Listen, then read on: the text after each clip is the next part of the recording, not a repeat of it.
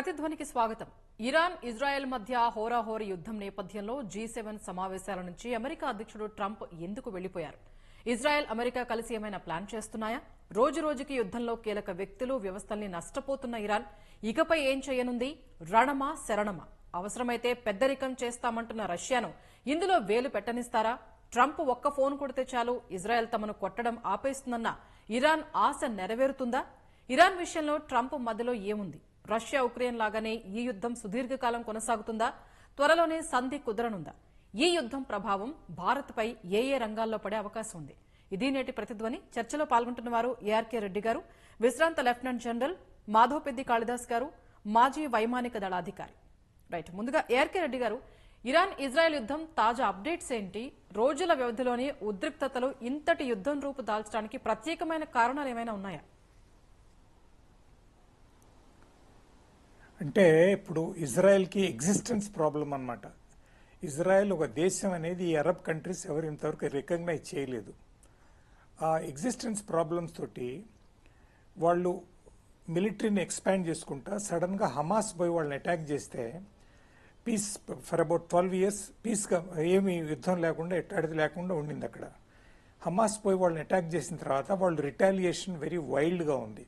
ఆ వైల్డ్లో హమాస్ని ప్రోత్సాహం ఇచ్చింది ఇరాన్ అని అందరి belief. It's a fact also. అందువల్ల ఏంటంటే ఇరాన్ని ముందు హమాస్ని వాళ్ళు న్యూట్రలైజ్ చేసేసారు, గాజా స్ట్రిప్ని చేసుకున్నారు, తర్వాత మళ్ళా ఇరాన్ మీద పడ్డారు. ఇరాన్ మీద రావడానికి కారణం ఏంటంటే న్యూక్లియర్ అసెట్స్ వాళ్ళని అడ్వాన్స్ స్టేజ్లో పెట్టారని వాళ్ళ భావం. ఇజ్రాయెల్ అనుకుంటుంది వాళ్ళు న్యూక్లియర్ వెపన్స్ కనుక వెపనైజ్ కనుక చేస్తే, న్యూక్లియర్ కేపబిలిటీని వెపనైజ్ కనుక చేస్తే అవి ఫస్ట్ వాళ్ళు ఇజ్రాయెల్ మీద వేస్తారు అని వాళ్ళ అభిప్రాయం అనమాట. ఆ అభిప్రాయంతో ఆ న్యూక్లియర్ ఫెసిలిటీస్ని డెస్ట్రాయ్ చేద్దామని ముందు, దాన్ని చేయటానికి ముందు వాళ్ళ లీడర్షిప్ని, మిలిటరీ లీడర్షిప్ కానీ సైంటిఫిక్ కమ్యూనిటీ న్యూక్లియర్ రిలేటెడ్ లీడర్షిప్ని కానీ ఎలిమినేట్ చేశారు. పొలిటికల్ లీడర్షిప్ని టచ్ చేయలేదు. ఇంకా పొలిటికల్ లీడర్షిప్ని చేస్తే ఆ షియా ప్రభావం ఎట్లా ఉంటుందో, ఆ షియా అంత ఇరాన్ ఇస్ షియా కంట్రీ, ఆ ప్రభావం ఎట్లా ఉంటుందో వాళ్ళు ఇంకా స్టడీ చేయలేదు. అందువల్ల వాళ్ళ మీద పోకుండా ఒక మిలిటరీ లీడర్షిప్ని మొత్తం హైరార్కీని ఆల్మోస్ట్ టాప్ 15-20 పీపుల్ని ఎలిమినేట్ చేశారు. తర్వాత న్యూక్లియర్ సైంటిస్ట్ని ఎలిమినేట్ చేశారు. న్యూక్లియర్ ఫెసిలిటీస్ ఉండే చోటను కూడా డిస్ట్రాయ్ చేశారు. ఎన్రిచ్మెంట్ ఫెసిలిటీస్ని కొన్ని డిస్ట్రాయ్ చేశారు. ఎంత చేశారు అనేది ఇంతవరకు బయటికి ఎక్కడ రాలేదు, కానీ మొత్తం జరిగింది. ఈ సర్ప్రైజ్ అటాక్ వల్ల జరిగింది కొంత. వాళ్ళు 200 ఎయిర్క్రాఫ్ట్ తోటి ఇక్కడికి వచ్చారంటే మిడ్ ఎయిర్ రీఫ్యూలింగ్ చేసుకొని, సో వాళ్ళ ఇంటెన్షన్ క్వైట్ క్లియర్, ఇరాన్ని ఎట్లయినా న్యూట్రలైజ్ చేయాలా. ఇరాన్ అరబ్ కంట్రీస్లో మిలిటరీ పవర్ లాగా ఉండటానికి లేదు అనే ఉద్దేశంతో ఇచ్చారనమాట. సో అందువల్ల ఏంటంటే ఇజ్రాయెల్కి ఇనీషియల్గా సక్సెస్ గ్యారంటీ అయింది. ఓకే, కాళిదాస్ గారు, రష్యా ఉక్రెయిన్ ఇజ్రాయెల్ హమాస్ తరహాలోనే ప్రస్తుత యుద్ధం దీర్ఘకాలిక పోరాటంగా మారనుందా? త్వరలో సంధి సయోధ్యలు కుదిరే అవకాశాలు ఏమైనా ఉన్నాయా? దీర్ఘకాలికం అయితే కష్టం. ఎందుకంటే రెండు చిన్న దేశాలే. రష్యా అంటే ఆర్థికంగా చాలా పెద్ద దేశం కాబట్టి సస్టైన్ అవుతోంది. యుక్రెయిన్ కి వెనకాల నుంచి యూరోపియన్ యూనియన్, ముఖ్యంగా బ్రిటన్ అండ్ అమెరికా సహాయం చేస్తున్నాయి. ఇక్కడ ఇజ్రాయెల్ కి ఆయుధ సంపత్తి, టెక్నాలజీ, ఇప్పుడు చూడండి ఇవి చేస్తున్న దాడులు ఎంత ప్రిసిషన్ గా స్ట్రైక్ చేశారు. ఇందాక సార్ చెప్పినట్టు మొదటి రోజే భూగర్భంలో 9 మంది న్యూక్లియర్ సైంటిస్టులు, 6 టాప్ మిలిటరీ కమాండర్స్ ని ఏరివారేశారు. సో వీళ్ళు ఇంత ప్రిసిషన్ గా స్ట్రైక్ చేస్తున్నారంటే దానికి అమెరికన్స్ ఇస్తున్నటువంటి electronic intelligence, satellite provisions, technology, ఇదంతా శాటిలైట్ ట్రాకింగ్ తో అవుతోంది. కనుక ఇప్పుడు ఇరాన్కి ఏమొచ్చిందంటే ఇందాక నుంచి మనం అసలు ఎందుకు అటాక్ చేసింది అన్న దాని మీద చాలా ఛానల్స్ అడిగారు. జస్ట్ ఒక హాఫ్ మినిట్ లో నేను చెప్తానమ్మా. వీళ్ళు ఏం చేస్తున్నారంటే యురేనియం ఎన్రిచ్మెంట్ చేస్తున్నారు. అంటే ఏంటంటే సహజ సిద్ధంగా దొరికే యురేనియంలో దాన్ని U-238 అంటారు. అందులో U-235 ఐసోటోప్ తో దాన్ని ఫిషన్ మెటీరియల్ గా కన్వర్ట్ చేసి చైన్ రియాక్షన్ తీసుకొస్తే ఒక ఆటం బాంబ్ తయారవుతుంది. దానికోసము ఆ U-238 లో దాదాపు 90% U-235 ని సపరేట్ చేయాలి. న్యాచురల్ గా దొరికే దాంట్లో అరౌండ్ 0.71% ఉంటుంది. ఇప్పుడు ఇరాన్ దాదాపు 80% సాధించింది అన్నది అమెరికన్స్ అండ్ ఇజ్రాయిల్ వాళ్ళ ఇంటెలిజెన్స్ డేటాని బట్టి ఇంకా ఉపేక్షించకూడదని చెప్పి వాళ్ళు అటాక్ చేసేశారు. ఇప్పుడు మీరు అన్నట్టు దీర్ఘకాలికంగా కొనసాగుతుందా అంటే ఇక్కడ అసలు రిమోట్ కంట్రోల్ అమెరికా చేతిలో ఉన్నది. మనం అందరం అనుకుంటున్నాం ఎక్కడైనా గొడవైనా పెద్దన్న పాత్ర పోషిస్తుంది అని. Yes. కానీ అమెరికన్స్ ఎక్కడైతే ఇంటర్ఫియరో వాళ్ళు పెద్ద ఇంటర్వెనిస్ట్ అన్నమాట వాళ్ళు. అంటే ఎక్కడైనా పెద్ద పెద్ద దందాలు సెటిల్మెంట్లు ఇలా అయితే ఒక సొఫిస్టికేటెడ్ విలన్ ఎలా ఉంటాడో మోరార్లెస్ అమెరికా ఎప్పుడు అదే పాత్ర పోషిస్తుంది. ఇక్కడ ఏమిటంటే అమెరికా వెనకాల సూత్రధారి, ఎందుకంటే ఇందాక మీరు చెప్పినట్టు సార్ చెప్పినట్టు ఖచ్చితంగా ఇరాన్ వద్ద గనక అటామిక్ వెపన్స్ అంటే అణు వార్ హెడ్స్ గనక తయారయ్యి ఎన్రిచ్మెంట్ అయిన తర్వాత ఫస్ట్ టార్గెట్ ఇజ్రాయిలే, తర్వాత అమెరికా. కాకపోతే అమెరికా 12,000 కిలోమీటర్ల దూరంలో ఉన్నది కాబట్టి నెక్స్ట్ టార్గెట్ మనం కూడా అవుతాం. అందుకని ఇజ్రాయిల్ యొక్క అస్తిత్వం అన్నది చాలా డేంజర్ లో ఉన్నది. అట్ ద సేమ్ టైం ఇక్కడ అమెరికా ఇంట్రెస్ట్ ఏంటంటే ఇజ్రాయిల్ ద్వారా అటాక్ చేసి స్వామి కార్యం స్వకార్యం, ఇజ్రాయిల్ తన అస్తిత్వాన్ని కాపాడుకోవాలి. తర్వాత ఇజ్రాయిల్ ని ఇలా అటాక్ చేయకుండా ఆపి మీకు సంధి కుదర్చాలి, సెటిల్మెంట్ చేయాలి అంటే డెఫినెట్ కండిషన్స్ పెడుతుందమ్మా అమెరికా. ఏమని, మాకు సప్లై చేసే ఆయిల్ మీరు సరసంగా ఇవ్వాలి, లేదా మా కంపెనీలు మీ దగ్గర మీ దేశంలో ఎక్స్ట్రాక్షన్ చేస్తే అందులో కొంత రాయల్టీగా తీసుకుంటాం. ఓకే. ఇట్లాంటి ఫిట్టింగ్స్ పెట్టే దాంట్లో అమెరికా చాలా ఫేమస్ అమ్మా. అటువంటి సంధికి కాళ్ళబేరానికి ఇరాన్ ని తీసుకొచ్చి మెడలు వంచేదానికే ఈ కార్యక్రమం అవుతోంది. అట్ ద సేమ్ టైం ఆ న్యూక్లియర్ ఫెసిలిటీస్ నాశనం చేయకపోతే ఖచ్చితంగా అవి కనుక టెర్రరిస్టులు వీళ్ళ ప్రాక్సీల చేతిలో పడితే ఇజ్రాయెల్ ఉనికికి ప్రమాదం. అయితే మరి సంధి సయోధ్యలు కుదిరే అవకాశాలు ఏమైనా ఉన్నాయా కాళిదాస్ గారు? కుదరచ్చు, కానీ కండిషన్స్ మీద ఉంటుంది. ఇప్పుడు చూడండి, చైనా నీతి గాని అమెరికా నీతి గాని ఇజ్రాయెల్ నీతి గాని వుల్ఫ్ ఫైటింగ్ అని ఉంటుంది. అంటే ఒక దెబ్బన వదలరు వాళ్ళు, ముందు దెబ్బ కొట్టి మా పవర్ ఇది, మేము ఇలా నాశనం చేయగలము అని అవతల వాళ్ళని కాళ్ళబేరానికి తెచ్చే టెక్నిక్. ఎందుకు న్యూస్ గా చేశారనుకోండమ్మా, వీళ్ళకి ఆర్థికమైనటువంటి లోడు పడుతుంది. అక్కడి నుంచి ఇరాన్ లో అద్భుతంగా బెలాస్టిక్ మిజైల్స్ ఉన్నాయి. అయితే వాళ్ళకున్న డిసడ్వాంటేజ్ ఏంటంటే శాటిలైట్ టెక్నాలజీ లేదు. అందువల్ల ప్రిసిషన్ గా వీళ్ళు ఇజ్రాయిల్ వాళ్ళు స్ట్రైక్ చేస్తున్నంత అద్భుతంగా ఎర్రర్ సర్క్యులర్ ప్రాబబిలిటీ అంటారు, అది చాలా తక్కువగా ఉంది. ఇరాన్ కి ఎక్కువగా ఉంది టెక్నికల్ గా చూస్తే. అదొక్కటే డిసడ్వాంటేజ్. కానీ ఆటం బాంబ్ కనుక తయారైతే డెఫినెట్ గా మనం చూసాం, ఇంతవరకు దాదాపుగా ఒక 500-600 మిసైల్స్ దాకా ప్రయోగించారు 4 రోజుల్లో. ఏ ఒక్క మిసైల్ ద్వారా పడ్డా కూడా డేంజరే. కాబట్టి ఖచ్చితంగా ఆపుతారు, ఆ రిస్క్ తీసుకోరు. ఎందుకంటే ఇప్పుడు ప్రస్తుతం లేదు, కానీ ఈ కండిషన్స్ మీద ఇరాన్ మెడలు వంచి చేస్తారు. అయితే డైరెక్ట్ గా ఇరాన్ కూడా ఒప్పుకోదు. తోటి సౌదీ అరేబియా, యెమెన్ లాంటి ముస్లిం కంట్రీస్ మధ్యవర్తిత్వం వహిస్తే వాళ్ళకి పరువు నిలుస్తుందని చెప్పి మొత్తం మీద ఇది ఖచ్చితంగా ఆగుతుంది. కానీ ఎట్లాంటి కండిషన్స్ పెట్టి ఇరాన్ మెడలు వంచి ఆపుతారా అన్నదే ప్రశ్న. ఓకే, ఏఆర్కే రెడ్డి గారు, ఇరాన్ ఇజ్రాయెల్ మధ్య హోరాహోరీ యుద్ధం నేపథ్యంలో G7 సమావేశాల నుంచి అమెరికా అధ్యక్షుడు ట్రంప్ ఎందుకు వెళ్లిపోయారు? అమెరికా ఇజ్రాయెల్ ఏమైనా వేరే ప్లాన్ చేస్తున్నాయా? అమెరికాకి ముందు నుంచే ప్లాన్స్ ఉన్నాయి దీంట్లో. లాస్ట్ 5 years నుంచి నెగోషియేషన్ జరుగుతూ ఉంది కదా.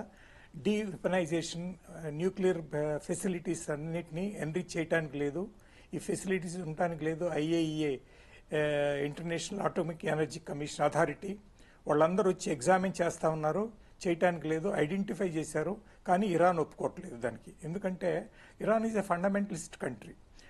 ఒప్పుకోకుండా నెగోషియేషన్ జరుగుతుంది కానీ ఒప్పుకోకుండా ఇట్లా జరిగిపోయింది. వాళ్ళ మీద ఎన్ని రకాల శాంక్షన్స్ పెట్టినా సరే దే ఆర్ నాట్ బాదర్డ్.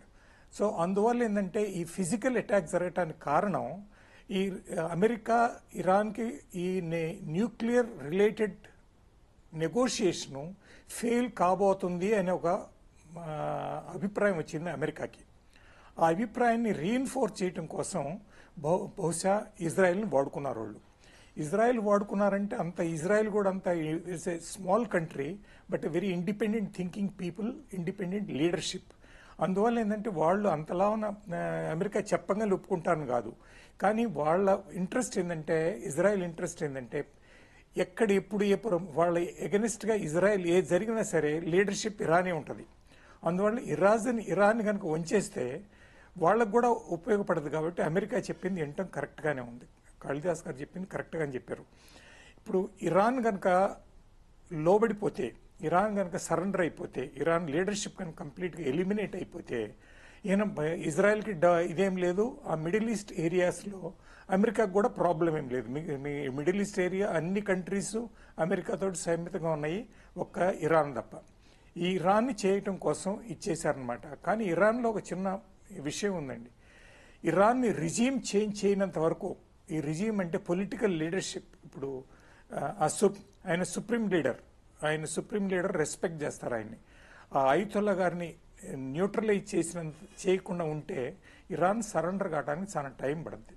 కానీ ఈ యుక్రెయిన్ రష్యన్ వారికి ఇరాన్ ఇజ్రాయెల్ వారికి సంబంధం లేదు. ఇరాన్ ఇజ్రాయెల్ షార్ట్ వార్స్ తోటి ఉంటారనమాట. అందువల్ల ఏంటంటే ఇరాన్ సరెండర్ అవ్వద్దా లేదనేది it's a matter of big question mark. Okay, Kalidas గారు, యుద్ధంలో ఇప్పుడు ఇంతకు ముందు మనం డిస్కస్ చేసినట్టు కీలక వ్యక్తులు, వ్యవస్థల్ని నష్టపోతున్న ఇరాన్ టెల్ అవీవ్, ఇజ్రాయెల్ ఇతర ప్రాంతాలపై భారీ ఎత్తున దాడి చేస్తోంది. అయితే దానిని కొనసాగించగల సామర్థ్యం వారికి ఉందా? అమ్మ, వాళ్ళ దగ్గర ఆర్సెనల్ అంటారు, అంటే అమ్ముల పొది అన్న పదం వాడతాము. ఇంకా కొన్ని వందల వేల మిజైల్స్ ఉన్నాయి. కాకపోతే ఇందాక నేను చెప్పినట్టు వాళ్ళకున్న డిసడ్వాంటేజ్ ఏంటంటే శాటిలైట్ టెక్నాలజీ లేదు. ఈ రోజు శాటిలైట్ టెక్నాలజీలో ముఖ్యంగా ఏదైనా యుద్ధం ఇలాంటి స్టార్ట్ అయిపోతే వెంటనే చాలా లో ఆర్బిట్ లో శాటిలైట్స్ లాంచ్ చేయగల కెపాసిటీ కొద్ది దేశాలకే ఉంది, ఇంక్లూడింగ్ అవర్ సెల్స్. సో వాటిలో ఇప్పుడు లేటెస్ట్ గా సింథటిక్ అపర్చర్ రాడార్స్ అని ఉన్నాయి. అవి చాలా ఫాస్ట్ గా స్వీప్ చేసి ఈ మిజైల్స్ ని ట్రాక్ చేసి కరెక్ట్ లక్ష్యానికి గురి పెట్టగలిగేటువంటి సామర్థ్యం ఉంటుంది. అది ఇరాన్ దగ్గర లేదు. ప్రయోగిస్తున్నారు, కానీ తేడా చూడండి. ఇజ్రాయిల్ చేసే ప్రతి స్ట్రైక్ లో వాళ్ళకి ప్రిసిషన్ స్ట్రైక్, యుద్ధ విమానాల ద్వారా చేస్తున్నారు. అందువల్ల డిస్టెన్స్ తక్కువగా ఉంటుంది. పైలట్ కి లేజర్ గైడెన్స్ బాంబుల ద్వారా ఏ టార్గెట్ కావలిస్తే ఆ టార్గెట్ ని కొడుతున్నారు. కానీ ఇరాన్ అలా కాదు. వాళ్ళు ప్రయోగిస్తున్నారు మిజైల్స్, వాళ్ళ దగ్గర ఉన్నవన్నీ. ఒక 100 ప్రయోగిస్తే ఇజ్రాయిల్ కున్న ఎయిర్ డిఫెన్స్ సిస్టమ్ లో డేవిడ్ స్లింగ్స్, ఐరన్ డ్రోము, యారో 3 అంచెల్లో దాదాపుగా 70-80% కూల్చేస్తున్నారు. కాకపోతే 10-12 పడుతున్నాయి. అవి మరీ గుడ్డిగా పడకపోయినా ఎగ్జాక్ట్లీ ప్రిసిషన్ లేదు. ఎందుకంటే ప్రీ కోఆర్డినేట్స్, అంటే ఏ ట్రాక్ లో వెళ్ళాలి అనేది ముందుగానే మిజైల్స్ లో ఫీడ్ చేసి అక్కడి నుంచి ప్రయోగిస్తున్నారు. దాన్ని పసిగట్టడం చాలా ఈజీ. కానీ శాటిలైట్స్ ద్వారా అయితే గనక అదేమవుతుంది, చాలా పద్ధతిగా పకడ్బందీగా ఉంటుంది. అది ఇరాన్ దగ్గరికి లేదు. ఆ సంగతి తెలుసు. అందువల్ల ఇప్పుడే చేతులు ఎత్తేయకుండా ఇరాన్ కూడా ఏం చేస్తుందంటే కొంత మేకపోతు గాంభీర్యం చూపిస్తోంది. నా దగ్గర చాలా ఉన్నాయి, నీ సంగతి తెలుస్తాను, ఇలాంటి బెదిరింపు మాటలు మాట్లాడుతోంది. కానీ ఈ 4 రోజులు 3 రోజుల దెబ్బకి ఇరాన్ చాలా వరకు కకావికలం అయిపోయింది. ఇదే అడ్వాంటేజ్ తీసుకొని ఇందాక నేను చెప్పినట్లు టర్మ్స్ అండ్ కండిషన్స్ కి ఇరాన్ మెడలు వంచడానికి అమెరికా టాక్టిక్స్ ఉపయోగిస్తోంది. తన దగ్గర ఉన్న మాక్సిమం మిజైల్స్, ఇంకేదైనా డ్రోన్స్ ఉంటే ఉన్నవన్నీ ఉపయోగిస్తుంది. చేతులెత్తేసి అయితే కూర్చోదు. కానీ ఖచ్చితంగా వాళ్ళ దగ్గర ఉన్నవి అయిపోయి దాదాపు ఖాళీ అయిపోయింది అనుకుంటే అప్పుడు డెఫినెట్ గా పైకి ఏమి మాట్లాడకపోయినా ఇతర మిత్ర దేశాలు, సౌదీ, ఒమాన్, ఖతార్ అలాంటి న్యూట్రల్ దేశాలు ఉన్నాయి. వాళ్ళ ద్వారా కాళ్ళబేరానికో సంధికో రావడానికి ఖచ్చితంగా ఇరానే ముందు దిగొస్తుంది. రైట్. ఏఆర్కే రెడ్డి గారు, ఇరాన్ ఇజ్రాయెల్ తో పాటు ప్రాంతీయ అస్థిరతకే దారితీసే ప్రమాదం ఉండడంతో అవసరమైతే పెద్దరికం చేస్తామంటూ ముందుకొస్తుంది రష్యా. కానీ వెస్ట్, అమెరికా ఆ చొరవను పడనిస్తాయా? మళ్ళొకసారి చెప్పండి మీ ప్రశ్న. యాక్చువల్ గా ఇప్పుడు ఈ ఏదైతే ఇరాన్ ఇజ్రాయెల్ తో పాటుగా ప్రాంతీయ అస్థిరతకే దారితీసే ప్రమాదం ఉండడంతో అవసరమైతే మేము పెద్దరికం చేస్తామంటోంది రష్యా. అయితే ఈ రష్యా ఆలోచన ఏదైతే ఉందో దాన్ని వెస్ట్ కానీ అమెరికా కానీ ఆ చొరవని పడనిస్తాయా? అంటే రష్యాని ఇన్వాల్వ్ అవనిస్తాయా? కరెక్ట్ క్వశ్చన్, ఇది వెరీ ఇంపార్టెంట్ క్వశ్చన్ మీరు అడిగింది. దీంట్లో ఏంటంటే రష్యా ఎందుకు వస్తుందంటే ఇక్కడికి, ఎందుకు అంటుందంటే యుక్రెయిన్ వార్లో వాళ్ళకి లాట్ ఆఫ్ డ్రోన్స్ ఇరాన్ ద్వారా పోయినాయి వాళ్ళకి. సో వార్ మిషనరీలు చాలా హెల్ప్ చేశారనమాట. కానీ 2023లో ఒక స్ట్రాటజిక్ నెగోషియేషన్ డీల్ జరిగింది బిట్వీన్ రష్యా అండ్ ఇరాన్. దాంట్లో ఏ రకమైన మిలిటరీ పరంగా ఏ రకమైన ఒప్పందం లేదు. అదంతా ఎకనామిక్, కల్చరల్, టూరిజం రిలేటెడ్ అట్లాంటివే కానీ, డెవలప్మెంట్ రిలేటెడ్ కానీ, ఈ మిలిటరీ పరంగా కానీ, స్ట్రాటజిక్ మిలిటరీ పరంగా కానీ, న్యూక్లియర్ విషయంలో కానీ ఎట్లాంటి వాళ్ళలో పద్ధతి లేదు. కానీ వాళ్ళు రష్యా వచ్చి వీళ్ళతో పీస్ చేస్తుంది అనేది అనొచ్చు. కానీ పెద్ద దేశం కాబట్టి రష్యా అనొచ్చు. కానీ సౌదీ అరేబియా కానీ ముఖ్యంగా అమెరికా ఇంకా ఇంపార్టెంట్గా ఇజ్రాయెల్ రానియర్ అనమాట. ఇజ్రాయెల్కి ఏం ప్రాబ్లం లేదు, ఇజ్రాయెల్ రష్యా రిలేషన్షిప్ బాగానే ఉంది, అట్లా అంటానికి లేదు. అందువల్ల ఏంటంటే ఇక్కడ ఇంకెవరన్నా పెద్దరికం చేస్తాను అంటే ముఖ్యంగా Russia, America will not somehow digest it. అందువల్ల ఏంటంటే వాళ్ళు రానియరు. ఎందుకు రానియర్ అంటే వాళ్ళ relationship between Iran and Russia relationship చాలా మంచి రిలేషన్షిప్ ఉంది వాళ్ళకి. అందువల్ల ఏంటంటే వాళ్ళకి హెల్ప్ చేస్తారు వాళ్ళ ఐడియాతో. అందుకని న్యూట్రల్గా ఉండరు బిట్వీన్ ఇజ్రాయెల్ అండ్ ఇరాన్, న్యూట్రల్గా ఉండరు అనే ఒక సిద్ధాంతం ఉంది అమెరికా మైండ్లో. అదే రకంగా యూరోప్ మైండ్లో కూడా ఒక యూరోప్ మైండ్లో కూడా అదే ఉందన్నమాట. ఓకే, ఇప్పుడు అందరిలో ఉన్న ఒక అంచనా ఏంటంటే అమెరికా ఇజ్రాయెల్ కలిసి ఇరాన్ అణుస్థావరాలను పూర్తిగా తుడిచిపెట్టేయొచ్చని. అదే జరిగితే ఒకవేళ ఈ పరిణామాలు ప్రభావం ఎలా ఉండొచ్చు? ఇప్పుడు రష్యా కూడా అంటే అది న్యూక్లియర్ ఎసెట్స్ వాళ్ళ దగ్గర ఉండకూడదని రష్యా అనుకుంటే వాళ్ళ మనసులో మేము తప్ప ఇంకోరు ఉండటానికి లేదని వాళ్ళ మనసులో ఎటు గ్యారంటీ ఉంటుంది. ఇంకోళ్ళు ముఖ్యంగా న్యూక్లియర్ ఎసెట్స్ కానీ క్రియేట్ చేస్తే వాళ్ళకి ఎప్పుడో కూడా ప్రాబ్లం వస్తుంది. ఇప్పుడు కాకపోతే 30 ఏళ్ళ తర్వాత వస్తుంది అనమాట. ఈ ప్రభావం ఎట్లా ఉంటుందంటే ఈ కంప్లీట్గా ఈ ఏరియా డిస్టెబిలైజ్ అనుకోనండి నేను. ఇరాన్ ఒక్కటే, Iran is already in isolated country. ఈ వెస్ట్ ఏషియా, ఈ అరబ్ కంట్రీస్లో ఇప్పుడు వాళ్ళ మతం పట్టుకుంటే ఇది షియా కంట్రీ, మిగతా అన్ని సున్నీ డామినేటెడ్ కంట్రీస్. సౌదీ అరేబియా కానీ, ఈజిప్ట్ కానీ, టర్కీ కానీ, టర్కీ ఏం లేదనుకోండి, పాకిస్తాన్ కానీ, ఇండియా కానీ సున్నీ రిలేటెడ్ అన్నమాట. ఈ ఒక్కటే కంట్రీ షియా కంట్రీ. అందువల్ల ఏంటంటే వీళ్ళు ఆల్రెడీ వాళ్ళ ప్రభావంతో, వాళ్ళ మొండితనంతో వాళ్ళు ఆల్రెడీ న్యూట్రలైజ్ ఉన్నారు. China also suspects them. China కూడా అంత హ్యాపీగా వాళ్ళతోటి పోద్దని అనుకోరు. వాళ్ళ ఇండిపెండెంట్ మైండ్ అనమాట వాళ్ళది. వాళ్ళ మైండ్ అర్థం చేసుకోవటం, ఇరాన్ మైండ్ అర్థం చేసుకోవటం ఈజ్ నాట్ ఈజీ థింగ్.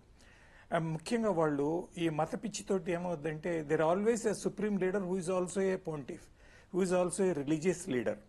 అందువల్ల ఏంటంటే ఇక్కడ వాళ్ళ టెక్నాలజీ వైజ్ తర్వాత third generation technology, whereas Israel already gone to 7th 8th generation technology. ఇప్పుడు Iran is always an isolated country. ఆ ప్రభావం ఇంకెవరి మీద ఉండదని నా అభిప్రాయం. ఓకే, కాళిదాస్ గారు, ట్రంప్ ఒక్క ఫోన్ ఇంక్లూడింగ్ ఇండియా కూడా. ఓకే అండి, ఓకే. కాళిదాస్ గారు, ఇప్పుడు ట్రంప్ ఒక్క ఫోన్ కొడితే చాలు ఇజ్రాయెల్ తమపై యుద్ధం ఆపేస్తుంది అన్నది ఇరాన్ ఆశ. కానీ వారి ఆశ నెరవేరుతుందా? అసలు ఇరాన్ విషయంలో ట్రంప్ స్టాండ్ ఏంటి? ఇప్పుడు ట్రంప్ ఫోన్ కొడితే ఇజ్రాయెల్ ఆపేస్తుంది అంటే మరి ఇజ్రాయెల్ ఎందుకు మొదలు పెట్టింది కదా? సో ఇవన్నీ గేమ్ లో ప్లానేనండి. ఇప్పుడు ఒక రకంగా మా సాఫ్ట్వేర్ ఇంజనీరింగ్ లో మా పిల్లలకి పాఠాలు చెప్తూ మనందరికీ తెలుసు, ఫ్రంట్ ఎండ్, మిడిల్ వేరు, బ్యాక్ ఎండ్ డేటాబేస్ అని ఉంటాయి. సో ఇవన్నీ యంత్రాంగాలు నడుస్తూ ఉంటాయి. ఇరాన్ కి డెఫినెట్ గా తెలుసు, అమెరికా అనేది గనక లేకపోతే, యూరోపియన్ యూనియన్ లేకపోతే ఇజ్రాయెల్ అనే దేశానికి ఎటువంటి అస్తిత్వం లేదు. సో అది కంట్రోల్ చేయడానికి వాళ్ళకి తెలుసు. అయితే మనందరం గమనించాల్సింది, గత 4 రోజులుగా ట్రంప్ హెచ్చరిస్తూనే ఉన్నాడు ఇరాన్ ని, మీరు నెగోషియేషన్స్ కి రండి, ఒక డీల్ కుదుర్చుకుందాం, మీ డెవలప్మెంట్ ఏ స్టేజ్ లో ఉంది. ఇందాక నేను చెప్పినట్టు ఈ U-235 ఐసోటోప్ ని న్యాచురల్ గా దొరికే 1% నుంచి 90% కి ప్రొడ్యూస్ చేసే దిశలో నా దగ్గర ఉన్న ఇన్ఫర్మేషన్ ప్రకారం దాదాపు 80% సాధించారు. అందుకే ఇది మొదలైంది. అంటే అక్కడ దాకా సాధించటానికి ప్రోగ్రెస్ ఏదైతే ఉన్నదో మాటి మాటికి ట్రంప్ హెచ్చరిస్తున్నా ఇరాన్ వినట్లేదు. అంటే వాళ్ళు కృతనిశ్చయంతో ఉన్నారు, ఇవాళ కాకపోతే రేపు, రేపు కాకపోతే ఎప్పుడైనా ఇజ్రాయెల్ ని అంతం చేయాలి. అదే బండగా మైండ్ లో పెట్టుకున్నారు. ఫండమెంటలిస్టిక్ కంట్రీ ఎప్పటి నుంచి ఉంది చారిత్రాత్మక ఒప్పందం. అసలు ఇజ్రాయెల్ ఫామ్ కావటం, ఇందాక సార్ చెప్పినట్టు ఇజ్రాయెల్ ఒక దేశంగా ముస్లిం దేశాలు ఏవి రికగ్నైజ్ చేయట్లేదు.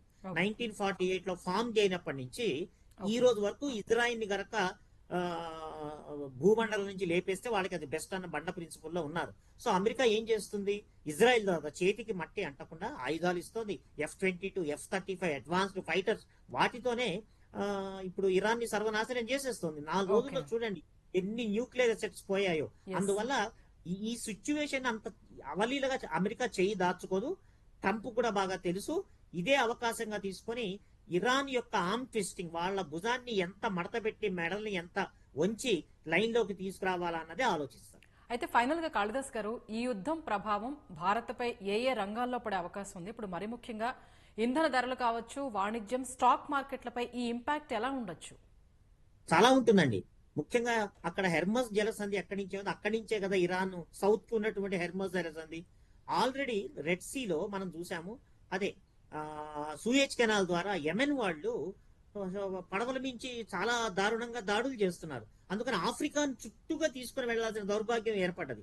ఇప్పుడు ఇరాన్ కూడా దాని హెర్మస్ జలసంధి మూసేసి ఆపిందనుకోండి, వరల్డ్ మొత్తం మీద 22% యొక్క ఇంధన సరఫరా, ఆయిల్ సప్లై ఇక్కడి నుంచే వెళ్తోంది. సో భారతదేశానికి అంటే ఎద్దుల కుమ్మలాట్లో లేగదూడ కాళ్ళు విరిగాయని వాళ్ళిద్దరూ కొట్టుకుంటుంటే, మనకి చాలా ఇంపోర్ట్స్ ఉన్నాయి, ఇరాన్ తో మంచి సంబంధాలు ఉన్నాయి, మనకేం వ్యతిరేకులు కారు.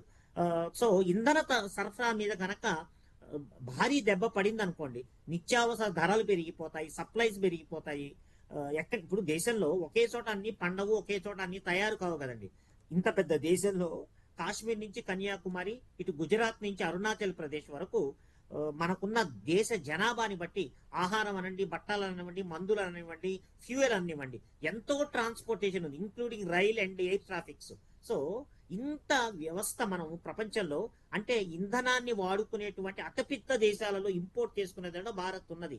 కనుక అక్కడ దెబ్బ పడితే మనకి ఎకనామికల్ గా చాలా దెబ్బ పడుతుంది.